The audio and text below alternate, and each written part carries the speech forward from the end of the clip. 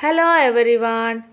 നമ്മൾ കഴിഞ്ഞ ക്ലാസ്സിൽ ഇൻട്രൊഡക്ഷൻ ടു മെഷീൻ ലേണിംഗ് ആണ് ഡിസ്കസ് ചെയ്തത്. അതിൻ്റെ ബാക്കിയാണ് ഈ ഡിസ്കസ് ചെയ്യാൻ പോകുന്നത്. Features of machine learning.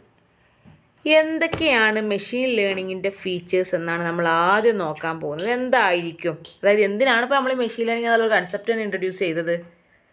അതായത് ഇപ്പോൾ വലിയൊരു ഹ്യൂജ് എമൗണ്ട് ഓഫ് ഡാറ്റ അല്ലെങ്കിൽ ഡാറ്റ സെറ്റ് നമ്മളുടെ കയ്യിലുണ്ട്. അപ്പോൾ അത് മാനുവലി മാനേജ് ചെയ്യുകയോ അനലൈസ് ചെയ്യുകയോ ചെയ്യുന്നത് പലപ്പോഴും ഒരു ബുദ്ധിയല്ല. അവിടെ നമുക്ക് കമ്പ്യൂട്ടറിൻ്റെയും മെഷീൻ്റെയും ഒക്കെ സഹായം ആവശ്യമായിട്ട് വരും. അപ്പോൾ അങ്ങനത്തെ ഒരു സാഹചര്യത്തിൽ നമ്മൾ ഇൻസ്ട്രക്ഷൻസ് എക്സ്പ്ലിസിറ്റ്ലി കൊടുക്കുന്നതിന് പകരം അതിനകത്ത് തന്നെ അത് സെറ്റായി വരികയാണെങ്കിൽ, അതായത് അതിൻ്റെ ഒരു ഔട്ട്പുട്ട് നമുക്ക് വേണ്ട രീതിയിൽ കിട്ടുകയാണെങ്കിൽ അത് വളരെയധികം നന്നായിരിക്കും എന്നതിൻ്റെ ബേസിലാണ് നമ്മൾ ഈ മെഷീൻ ലേണിംഗ് എന്നുള്ളൊരു കൺസെപ്റ്റാണ് ഇൻട്രൊഡ്യൂസ് ചെയ്തത്.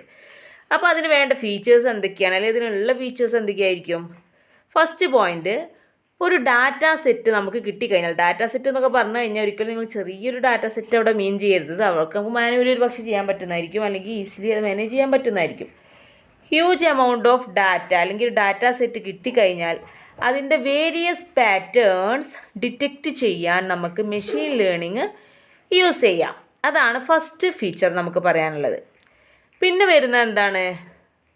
പാസ്റ്റ് ഡാറ്റ വെച്ചിട്ട് ലേൺ ചെയ്യുകയും എന്നിട്ട് ഓട്ടോമാറ്റിക്കലി ഇമ്പ്രൂവ്മെൻറ്റ് കൊണ്ടുവരാനും കഴിയും. ഇപ്പോൾ നമ്മൾ ഓർഗനൈസേഷൻ്റെ കേസ് ഒക്കെ എടുക്കുകയാണെങ്കിൽ അവിടെ പ്രീവിയസ് ഇയേഴ്സിൻ്റെ, ഇപ്പോൾ 2 വർഷത്തിൻ്റെ എടുക്കുന്നതും ഒരു 10 വർഷത്തിൻ്റെ എടുക്കുന്നതും വളരെ ഡിഫറെൻ്റ് ആണ്. കാരണം നമുക്ക് കറക്റ്റായിട്ട് അനാലിസിസ് ചെയ്യണമെങ്കിൽ അത്രയും വർഷത്തെ ഡാറ്റ കിട്ടി കഴിയണം.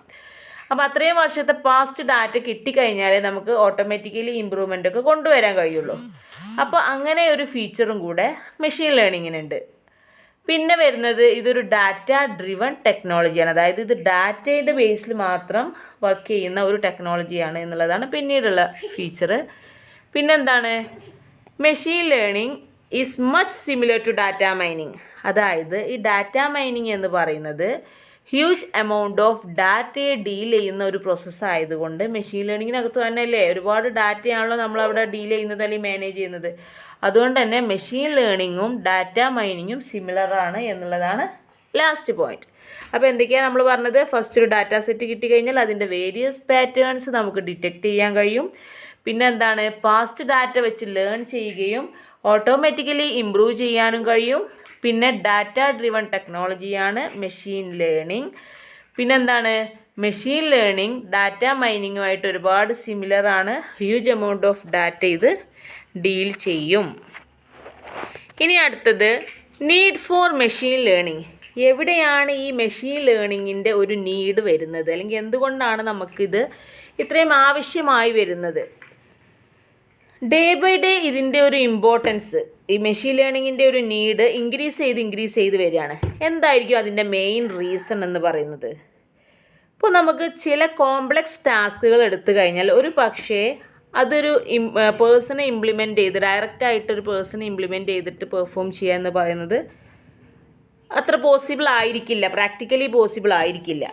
ഇനി ഒരു ഹ്യൂമൻ്റെ കേസ് എടുത്തു കഴിഞ്ഞാലും ഹ്യൂമണിന് ലിമിറ്റേഷൻസ് ഉണ്ട്. നമ്മളിവിടെ ഇതിൻ്റെ തുടക്കത്തിലൊക്കെ പറഞ്ഞു ഹ്യൂമണിന് ലേണിംഗ് ക്യാപ്പബിലിറ്റി ഉണ്ട്, അത് വെച്ചിട്ട് ഇമ്പ്രൂവ് ചെയ്യാൻ കഴിയുന്നൊക്കെ നമ്മൾ പറഞ്ഞാലും ഹ്യൂമൺ ഓൾസോ ഹാവ് ലിമിറ്റേഷൻസ്. മെഷീനില്ലാത്ത ചില ലിമിറ്റേഷൻസ് ഹ്യൂമൻ്റെ കേസിൽ വരും. അതായത് huge amount of data manually access ചെയ്യുകയും മാനേജ് ചെയ്യുകയും ചെയ്യുന്നിടത്ത് ലിമിറ്റേഷൻസ് ഉണ്ട്.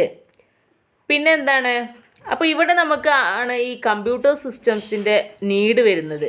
മാത്രമല്ല ആ നീഡ് ഉണ്ടാവുമ്പോൾ നമ്മളവിടെ കമ്പ്യൂട്ടർ യൂസ് ചെയ്യുമ്പോൾ നമുക്കത് എക്സ്പ്ലിസിറ്റ്ലി പ്രോഗ്രാം ചെയ്യുന്നതിന് പകരം എങ്ങനെ അത് മാനേജ് ചെയ്യാം എന്നാണ് നമ്മൾ ഈ ഒരു മെഷീൻ ലേണിങ്ങിൻ്റെ ഒരു ആപ്ലിക്കേഷനായിട്ട് വരുന്നത്. അതായത് ഇത്തരം ഡാറ്റ മാനിപ്പുലേഷൻസ് അല്ല ഡാറ്റ പ്രോസസ്സിങ്ങുകൾ ഏറ്റവും ഈസി ആയിട്ട് നമുക്ക് യൂസ് ചെയ്യാൻ കഴിയുന്നത് മെഷീൻ ലേണിംഗ് ത്രൂ ആണ്.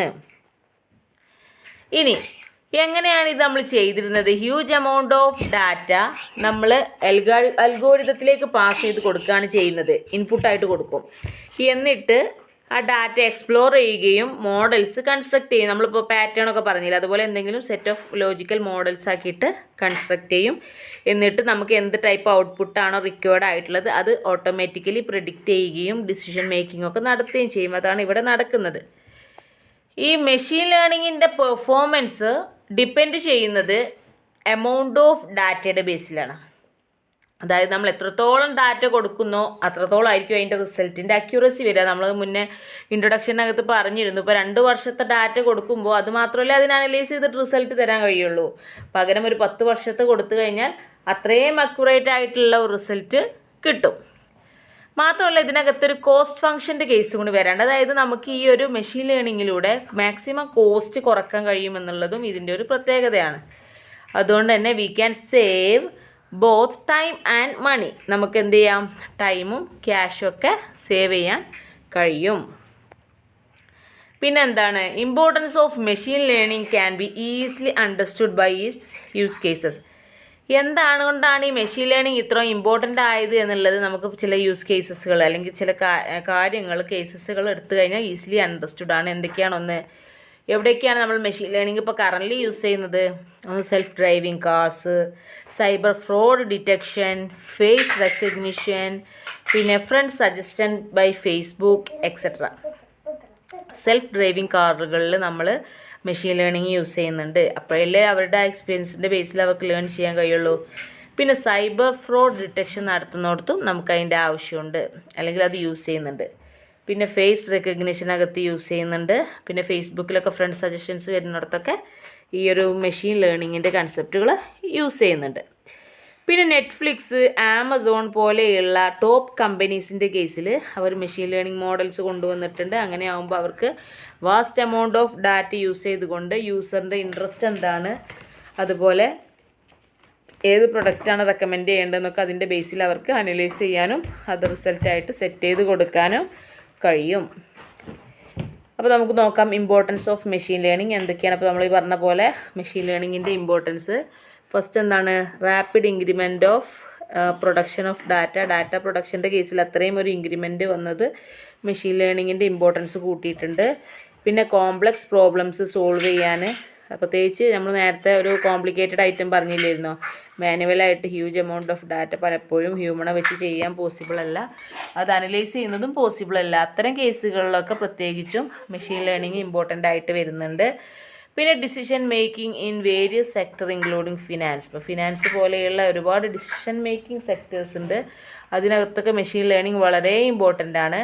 പിന്നെ ഫൈൻഡിങ് ഹിഡൻ പാറ്റേൺസ് ഫൈൻഡ് ചെയ്യുകയും അത് വെച്ചിട്ട് യൂസ്ഫുൾ ഇൻഫോർമേഷൻസ് എക്സ്ട്രാക്ട് ചെയ്യാനും നമ്മൾ എന്ത് യൂസ് ചെയ്യുന്നുണ്ട്, ഈ ഒരു മെഷീൻ ലേണിംഗ് കൺസെപ്റ്റ് കൊണ്ടുവരുന്നുണ്ട്. അതായത് ഇപ്പോൾ ഒരു ഡാറ്റ സെറ്റ് കിട്ടിക്കഴിഞ്ഞാൽ അതിൻ്റെ പാറ്റേൺസ് ഫൈൻഡ് ഔട്ട് ചെയ്തിട്ട് വേണ്ട രീതിയിലുള്ള ഇൻഫർമേഷൻ യൂസ് ചെയ്യാൻ കഴിയും. അടുത്തതാണ് ക്ലാസിഫിക്കേഷൻ ഓഫ് മെഷീൻ ലേണിംഗ്. മെയിനായിട്ട് 3 ടൈപ്പിലാണ് മെഷീൻ ലേണിങ്ങിൻ്റെ ക്ലാസിഫിക്കേഷൻ ഉള്ളത്. ഒന്ന് സൂപ്പർവൈസ്ഡ് ലേണിംഗ് ആണ്, പിന്നെ അൺസൂപ്പർവൈസ്ഡ് ലേണിംഗ് ആണ്, പിന്നെ റീഇൻഫോഴ്സ്മെൻറ്റ് ലേണിംഗ് ആണ്. അത് നമുക്ക് സെപ്പറേറ്റ് ഒരു വീഡിയോ ആയിട്ട് ചെയ്യാം കേട്ടോ. അപ്പോൾ നമ്മൾ ഇന്ന് എന്തൊക്കെയാണ് ഡിസ്കസ് ചെയ്തത്, features of machine learning discuss ചെയ്തു, നീഡ് ഫോർ മെഷീൻ ലേണിംഗ്, പിന്നെ ഇമ്പോർട്ടൻസ് ഓഫ് മെഷീൻ ലേണിംഗ്, പിന്നെ ക്ലാസിഫിക്കേഷൻ ജസ്റ്റ് പറഞ്ഞു. അത് ഡീറ്റെയിൽ ആയിട്ട് നമുക്ക് നെക്സ്റ്റ് ക്ലാസ്സിൽ ചെയ്യാം കേട്ടോ. Okay, thank you.